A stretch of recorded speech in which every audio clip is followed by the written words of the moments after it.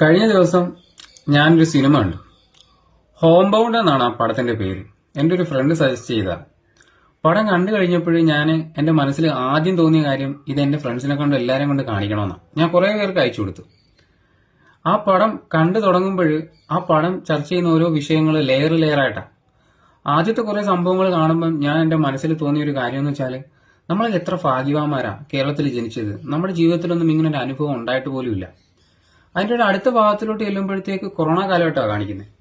നമ്മൾ ശരിക്കും കൊറോണ കാലഘട്ടത്തിൽ, പ്രത്യേകിച്ച് ഞാൻ, ഒരു വെക്കേഷൻ പോലായിരുന്നു. ബിരിയാണിയൊക്കെ വെച്ച് കോഴിയൊക്കെ ചുട്ട് അങ്ങനെ. അപ്പൊ ഈ കൊറോണ കാലഘട്ടം എന്നൊക്കെ പറയുന്നത് എത്രമാത്രം സ്ട്രഗിൾ ചെയ്തിട്ടുള്ള ആൾക്കാർ ഇവിടെ ഉണ്ടായിരുന്നു എന്നുള്ളത് ആ പടം കാണുമ്പോഴാണ് മനസ്സിലാവുന്നത്.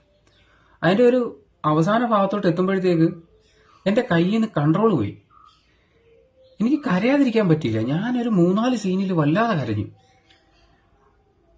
ആ പടം അത്ര എനിക്ക് ഇമോഷണലായി. ആ പടം സംസാരിക്കുന്ന ഓരോ വിഷയങ്ങളും നമ്മുടെ ഇന്ത്യ ഇങ്ങനെ ഉണ്ടോ എന്ന് അത്ഭുതപ്പെട്ടു. പറ്റുന്നുണ്ടെങ്കിൽ നിങ്ങൾ എല്ലാവരും ഈ പടം കാണണം.